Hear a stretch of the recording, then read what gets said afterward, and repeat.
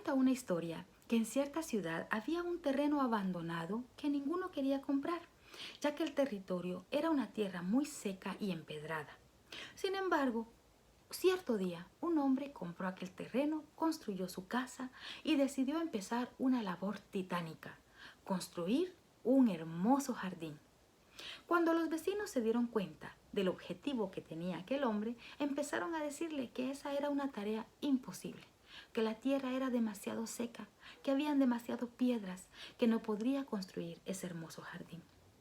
El hombre no escuchó a sus vecinos, así que poco a poco, con mucha paciencia y con mucho amor, empezó a remover las piedras, los escombros, a remover la tierra, a sembrar semillas y a cuidar de su hermoso jardín.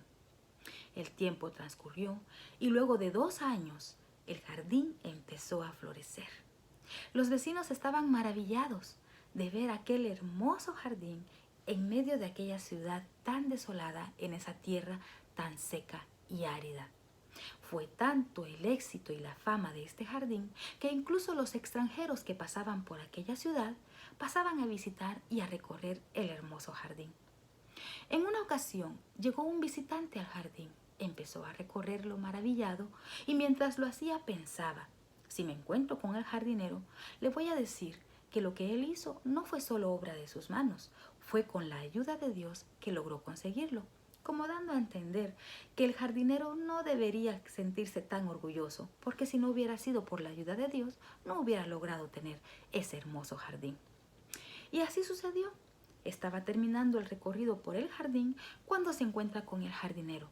Lo saluda cortésmente al mismo tiempo que le dice: nuestro buen Dios y usted han hecho un buen trabajo con este hermoso jardín. El jardinero, al darse cuenta de las sarcásticas palabras que utilizó aquel visitante, sabiamente le contestó: tiene usted razón.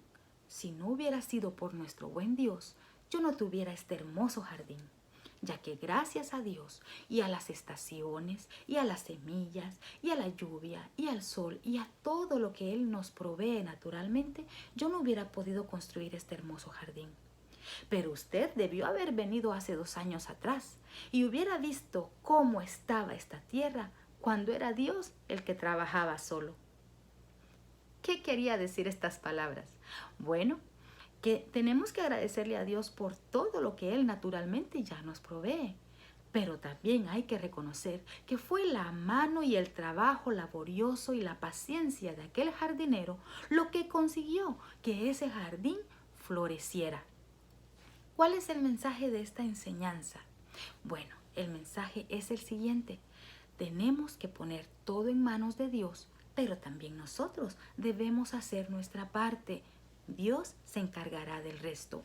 Bien nos dice el libro de Proverbios en el capítulo 16 y en el versículo 3: pon todo lo que hagas en manos del Señor y tus planes tendrán éxito. Pero no esperemos que las cosas nos caigan del cielo. Tenemos que ser nosotros los que trabajemos para conseguirlas. Por eso dice este proverbio: pon todo lo que hagas en manos de Dios. Esto significa acción. Nosotros tenemos que poner nuestra parte para que entonces se cumpla la siguiente parte del proverbio, que dice: y tus planes tendrán éxito. Entonces, si yo pongo mi parte, ten por seguro que Dios pondrá el resto. Así que no estés esperando únicamente que con las oraciones se cumplan tus propósitos, tus objetivos, los milagros que le estás pidiendo a Dios. No es solamente con palabras. Tenemos que poner manos a la obra y empezar a trabajar en ese jardín que queremos que florezca. Que el Señor le bendiga, que tenga un excelente día.